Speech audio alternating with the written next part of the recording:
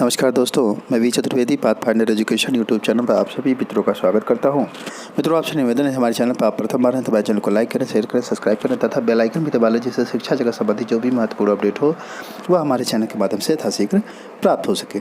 जैसा कि आज के समाचार पत्रों में सबसे महत्वपूर्ण सूचना निकल के आ रही है, यूबीआई बैंक से मैनेजर फॉरेंस इलेक्ट्रिक इंजीनियर की भर्ती निकली हुई है। इसमें पदों की संख्या की बात करें तो कुल 347 पद हैं इसमें, और आयु सीमा जो है 30 से 40 वर्ष अलग अलग पोस्टों के लिए 25 से 35 और 20 से 30 वर्ष मांगी गई है। तो इस तरह से आप देखेंगे कि यूबीआई यानी बैंक की तरफ से एक जो है अच्छी वैकेंसी आपको देखने को यह मिल रही है। अब बात करें कि इसकी और डिटेल जानकारी के बारे में, तो आप देख लीजिए, इसमें ऑनलाइन आवेदन है और लगभग 850 रुपये इसमें ऑनलाइन के कटने हैं। और डिटेल जानकारी आप www.unionbankofindia.co.in पर जाकर के प्राप्त कर सकते हैं। तो यह एक महत्वपूर्ण अपडेट थी यूबीआई से आने वाली मैनेजर की पोस्ट की वैकेंसी के लिए। अगली जो महत्वपूर्ण अपडेट निकल के आ रही है वह आ रही है आंगनबाड़ी भर्ती से संबंधित। आप सभी जानते हैं कि 53,000 के करीब वैकेंसी शुरू की गई थी आंगनबाड़ी में। उस वैकेंसी को रद्द करने की मांग उठ रही है। अब सबसे बड़ा इसमें कारण बढ़ रहा है ईडब्ल्यूएस को आरक्षण न देने का मुद्दा। आप सभी जानते हैं कि ईडब्ल्यूएस के सर्टिफिकेट पर 10% का आरक्षण दिया जाना था, जिसकी की पूरी इसमें अनदेखी कर दी गई है। इसी अनदेखी की वजह से इस वैकेंसी पे अब ग्रहण लगने की आशंका हो गई है और यह वैकेंसी रद्द करने की मांग उठने लगी है। ईडब्ल्यूएस कोटे का आरक्षण दिए बगैर प्रदेश में चल रही आंगनबाड़ी कार्यकर्ताओं की भर्ती प्रक्रिया पे उत्तर प्रदेश महिला आंगनबाड़ी कर्मचारी संघ ने रोक लगाने की मांग की है। अगली महत्वपूर्ण अपडेट निकल के आ रही है, दरोगा भर्ती के अभ्यर्थियों ने किया प्रदर्शन, मांगी नियुक्ति। ट्रेनिंग के बाद भी नियुक्ति के लिए प्रदर्शन को मजबूर 2486 अभ्यर्थी। प्रदर्शन के बाद फिर मिला आवश्यक कार्रवाई का आश्वासन।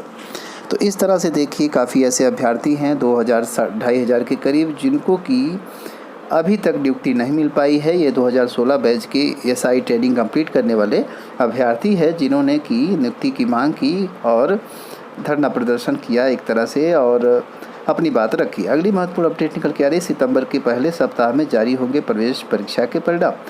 आईआरटी में दाखिले को लेकर एक अच्छी खबर ये आ रही है कि सितंबर के दूसरे सप्ताह में जो परिणाम है वो जारी करने की उम्मीद है। डिप्लोमा इंजीनियरिंग के लिए प्रवेश परीक्षा 24 अगस्त को हुई थी। संस्थान की ओर से सितंबर के पहले सप्ताह में प्रवेश परीक्षा का परिणाम घोषित कर दिया जाएगा।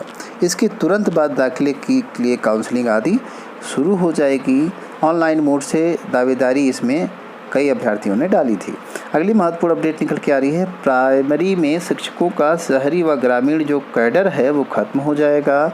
यानी अब जो प्राइमरी के अध्यापक है वो शहरी क्षेत्र में है तो ग्रामीण क्षेत्र में ट्रांसफ़र करा सकते हैं, और जो ग्रामीण क्षेत्र में है वह अब शहरी क्षेत्र में भी ट्रांसफ़र करा सकते हैं। तो इस तरह से उनका ट्रांसफ़र आराम से हो जाएगा। और इसके पीछे जो शिक्षा मंत्री सतीश द्विवेदी जी हैं, उनके तरफ से यह बात कही गई एक प्रोग्राम में, और उन्होंने कहा कि ऐसा इस कारण किया जा रहा है क्योंकि शहरी क्षेत्रों में शिक्षकों की कमी दिखाई दे रही है और ग्रामीण में अधिकता, तो इसको बैलेंस बनाने के लिए ऐसा किया जाएगा। अगली महत्वपूर्ण अपडेट निकल के आई, राजकीय अनुदानित व निजी क्षेत्र की पॉलिटेक्निक संस्थाओं के लिए प्रवेश परीक्षा की तैयारी पूरी हो गई है। 31 अगस्त को से 4 सितंबर तक होने वाली इम्तिहान के लिए प्रवेश पत्र वेबसाइट पर अपलोड कर दिए गए हैं, जिन्हें अभ्यर्थी डाउनलोड कर सकते हैं। प्रवेश परीक्षा 3 पारियों में सुबह 8 से 10:30, मध्याह्न 12 से 12:30 और शाम 4 बजे से 6:30 बजे तक चलेगी। प्रदेश के 133 सेंटर्स पर यह परीक्षा कराई जानी। अगली महत्वपूर्ण अपडेट, नियुक्ति न मिलने से अंग्रेजी भाषा की पढ़ाई पर सवाल। एलटी 2018 के अभ्यर्थी चयन के बाद भी दर भटकने के लिए मजबूर हैं, क्योंकि उनका अंतिम चयन तो हो गया किंतु अभी उनकी ज्वाइनिंग नहीं हो पाई है। उसमें कई विवाद खड़े हो गए, जिसको लेकर के नियुक्ति न मिलने से अंग्रेजी भाषा की जो पढ़ाई है उस पर सवाल उठने लगे हैं कि आखिर ऐसा क्यों हो रहा है। अगली महत्वपूर्ण अपडेट निकल के आ रही है, जीडीसीई परीक्षा अभ्यर्थी उठा रहे हैं सवाल। पदोन्नति परीक्षा में अनियमितता की जांच के लिए चेयरमैन को भेजा पत्र। आरआरसी चेयरमैन बोले, परीक्षा में बरती गई थी पूरी पारदर्शिता। यह परीक्षा रेलवे की ओर से विभागीय परीक्षा कराई गई थी। प्रयागराज द्वारा पिछले दिनों ली गई सामान्य विभागीय प्रतियोगी परीक्षा में अनियमितता की बात कही गई है और काफ़ी अभ्यर्थियों ने इसकी शिकायत भी दर्ज कराई है।